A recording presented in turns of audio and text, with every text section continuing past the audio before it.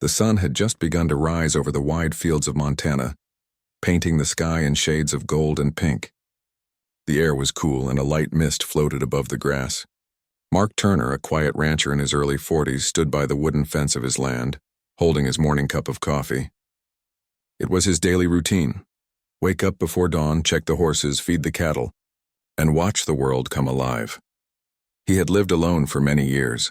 Ever since his parents passed away and his younger brother moved to the city, the ranch had become his whole world, silent, steady, and honest. But lately, even the silence began to feel heavy. Mark often found himself staring into the distance longer than usual, wondering what he was missing. That morning, something unusual caught his eye. Down by the old creek, where the willow trees grew thick, he saw a flicker of movement. It wasn't one of his horses or cattle. It was a person. Someone small, maybe hurt. His heart skipped a beat. Without a second thought, he set his coffee cup on the fence and hurried down the path. The ground was still wet from last night's rain, and the smell of damp soil filled the air. When Mark reached the creek, he saw a young woman sitting on the muddy bank. She looked lost, her clothes slightly torn, her face pale from the cold. Her hands were wrapped around something, a thin piece of wood, maybe part of a broken fence. Mark stopped a few feet away, not wanting to startle her. "Hey there," he said softly. "Are you all right?" The woman looked up. Her eyes were wide, filled with confusion and fear. "Don't," she whispered. "Don't pull it away." Mark frowned, stepping closer. Only then did he notice the truth. Her hand was caught between two sharp branches of a fallen tree limb. The wood had pierced through her sleeve and pinned her wrist down. She wasn't holding it. It was holding her. He froze for a second, shocked by the sight. The branch looked heavy and twisted, and she must have been trapped there for hours. The morning light revealed the tiredness on her face. She had probably tried to pull free but couldn't. Mark knelt beside her. "Okay," he said calmly, trying to steady his voice. "Don't worry. I won't hurt you. I'm gonna help, all right?" The woman nodded weakly, her eyes glistening with tears. She tried to smile, but her lips trembled. I was just walking. I slipped down the hill. The branch. It caught me. I couldn't get free." Mark gently touched the branch, testing its strength. "It's wedged in deep," he murmured. "But I can get it loose." He took off his gloves and placed his hands on the wood. As he tried to move it, she winced in pain. "Stop," she whispered again. "Don't pull it away yet." "It hurts," he paused immediately. All right, he said softly. "I'll be careful." His heart was racing, not from fear, but from worry. He didn't want to cause her more pain. Mark looked around for something to use as leverage. He spotted a long stick nearby and wedged it under the heavy branch. "I'm gonna lift this and you try to slide your hand out, okay?" he said. She nodded faintly. He counted 1, 2, 3, and pressed down with all his strength. The branch groaned and lifted just enough for her to pull her arm free. She gasped, clutching her wrist close to her chest. The branch crashed back to the ground, splashing mud around them. Mark quickly took off his bandana and wrapped it around her wrist. "You're safe now," he said gently. "It's not too bad. Just a little scrape." The woman looked at him, her eyes filled with relief. "Thank you," she whispered. "I didn't think anyone would find me." Mark smiled slightly. "You're lucky I did. Not many folks come out this far." He helped her stand. She wobbled a little, so he steadied her with his arm. "My truck's up the hill," he said. "Let's get you warm and cleaned up." They walked slowly back to the ranch house. The sound of birds filled the air and the morning mist began to fade. When they reached his porch, Mark opened the door and led her inside. The house smelled of wood and coffee, with a faint scent of hay drifting in from outside. He guided her to a chair near the fireplace and brought a clean towel. "You sit right here," he said. "I'll get you some warm water."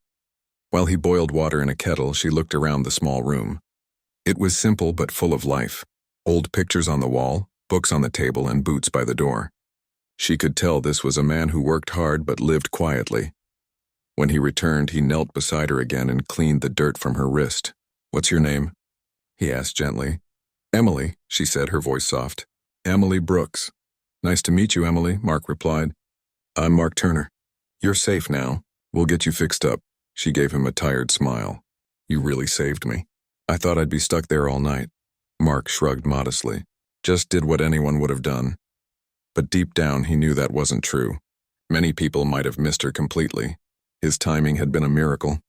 As he looked at her, her face still pale but her eyes bright with life, something warm stirred in his chest. He hadn't felt that way in a long time. As the hours passed, Emily began to regain her strength. Mark made her breakfast, eggs and toast, and listened as she told her story. She was a traveler, a writer who loved visiting quiet places to collect stories about small towns. She had been walking along the ridge when the ground gave way and she fell into the creek area. Mark listened carefully, his eyes never leaving hers. "You're lucky that tree didn't fall harder," he said. "Could have been worse." "I know," she replied. "When I saw you coming, I thought I was dreaming." He smiled softly. "Well, you're not. You're here, and you're safe." The fire crackled and silence settled between them, not uncomfortable but peaceful. Outside, the sun had climbed high, lighting up the valley. Mark stood by the window, looking out at the land he'd cared for all his life. For once, it didn't feel so lonely. Emily watched him, sensing the quiet strength in his posture. "You live here alone?" she asked. "Yeah," he said. "Been that way for a while. The ranch keeps me busy," she nodded. "It's beautiful out here, peaceful." "It is," he agreed, turning back to her. Sometimes too peaceful. Their eyes met, and for a moment it felt like time paused. There was no rush, no noise, just two people who'd found each other in the middle of nowhere. As the afternoon light filled the room, Mark realized something. Maybe fate had brought Emily there, not just for help, but to remind him that even the loneliest hearts could find warmth again. He smiled and said, "You can stay here tonight if you want. The roads are muddy, and I don't want you walking out there alone." Emily hesitated, then nodded. "Thank you, Mark, I'd like that." He nodded once, feeling something gentle bloom inside him. Outside, the wind rustled through the trees and the ranch felt alive again, not just with sound, but with hope. Mark didn't know what tomorrow would bring. But that morning, when he heard her whisper, "Don't pull it away," he realized it wasn't just a cry for help. It was a reminder that sometimes life holds on to us for a reason, and maybe, just maybe, that reason had just walked into his quiet world. The morning light poured gently through the small window, falling across the wooden floor of Mark's house. The soft sound of birds echoed outside, and the smell of coffee filled the air. Mark stood by the stove, flipping pancakes, while Emily sat at the table watching him. Her wrist was bandaged neatly, and though it still ached, her face looked brighter than yesterday. "You really didn't have to make breakfast again," she said with a small smile. Mark glanced over his shoulder. "It's no trouble. You're my guest. Can't let you leave on an empty stomach." Emily chuckled softly. "You sure you're not secretly running a bed and breakfast out here?" He smiled, a rare but warm expression that made the corners of his eyes crinkle.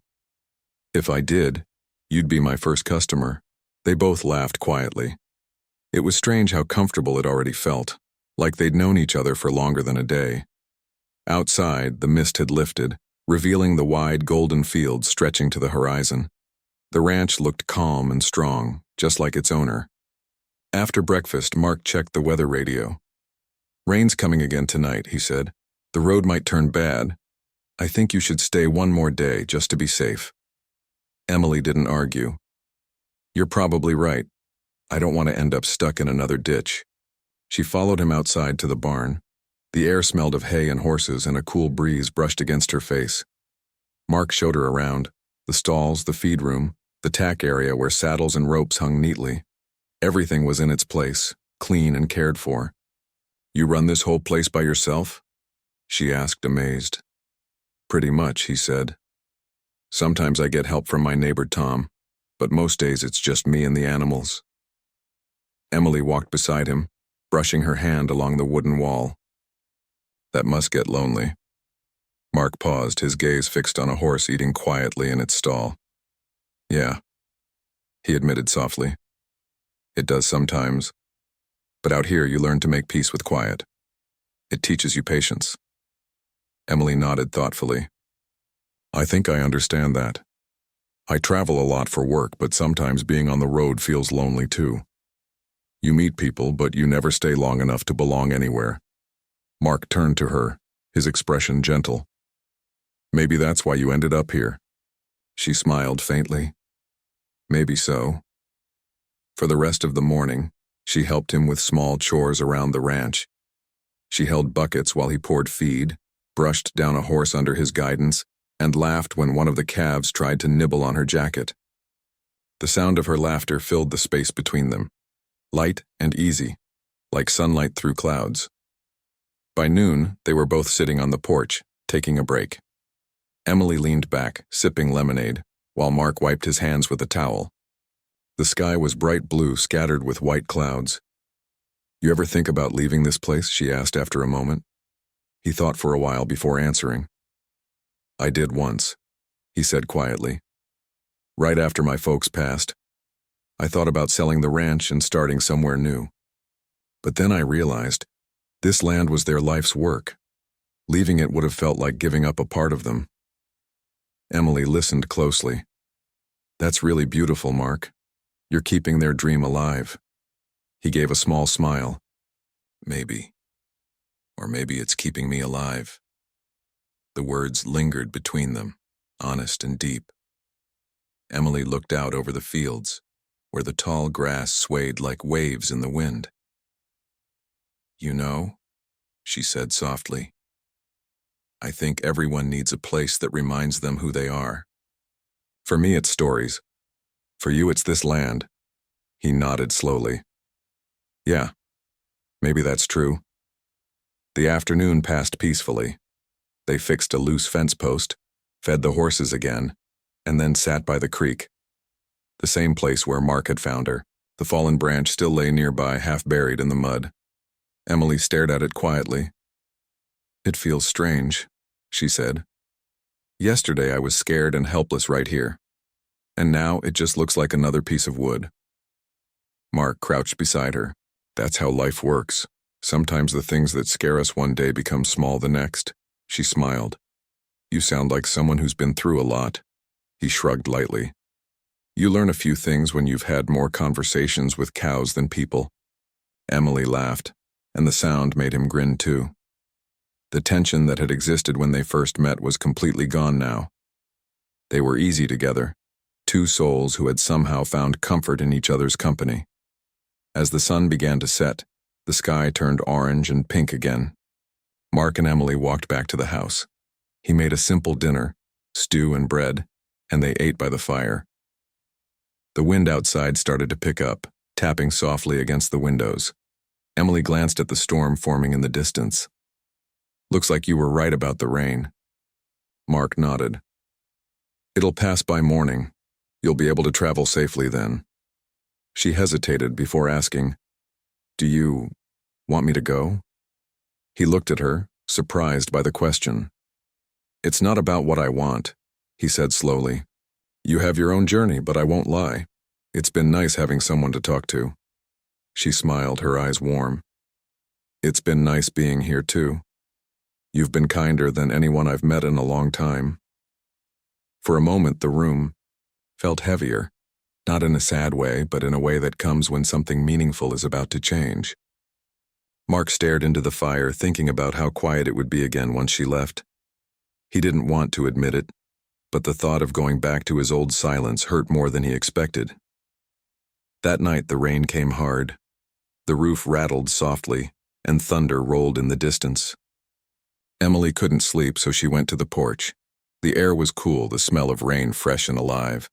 A few minutes later, Mark stepped out too, holding 2 cups of coffee. "Couldn't sleep?" he asked. She shook her head. "Too many thoughts."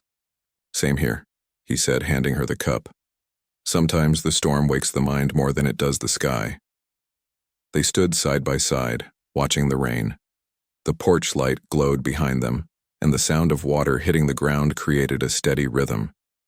Emily glanced at Mark, his calm face, his quiet strength, and felt something shift inside her. It wasn't just gratitude anymore. It was something deeper, something peaceful. "You know," she said softly, "I think meeting you was meant to happen." Mark looked at her for a long moment. "I think so too." Neither of them said anything after that. They just stood together, listening to the rain, both realizing that sometimes life brings people together for reasons words can't explain. By morning, the storm had passed. The world outside looked washed and new, as if the earth had taken a deep breath. Emily packed her small bag and came to the kitchen, where Mark was making coffee again. "So," he said, trying to sound casual. "Heading out today?" She nodded. "Yeah. My next stop is about 50 miles east, a little town near the river." He didn't reply right away. Instead, he poured her a cup and handed it over. "You'll like it there. Lots of stories waiting to be found." She smiled gently. "I think I already found the one that matters." He looked at her, understanding what she meant without needing her to explain. For a moment, the silence between them said more than any words could. When she stepped outside, the truck was ready. The ground was still soft, but the road was clear. Mark helped her load her bag, then stood by the open door. "Thank you," she said, her eyes shining. "For saving me. And for everything after." He nodded. "Take care of yourself, Emily, and if you're ever passing by again, you know where to find me." "I won't forget," she promised.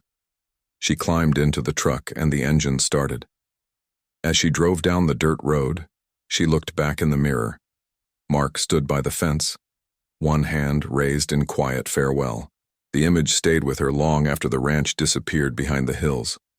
For Mark, the ranch felt different now. The same fences, the same fields, but everything seemed a little brighter. He walked back to the porch, holding his coffee cup, and smiled to himself.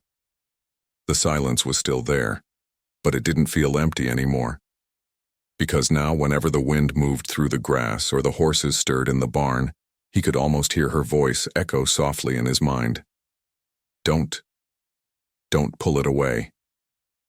Only this time, it wasn't a cry for help. It was a memory, gentle, lasting, and full of meaning, reminding him that even in the quietest corners of the world, something beautiful could still find you.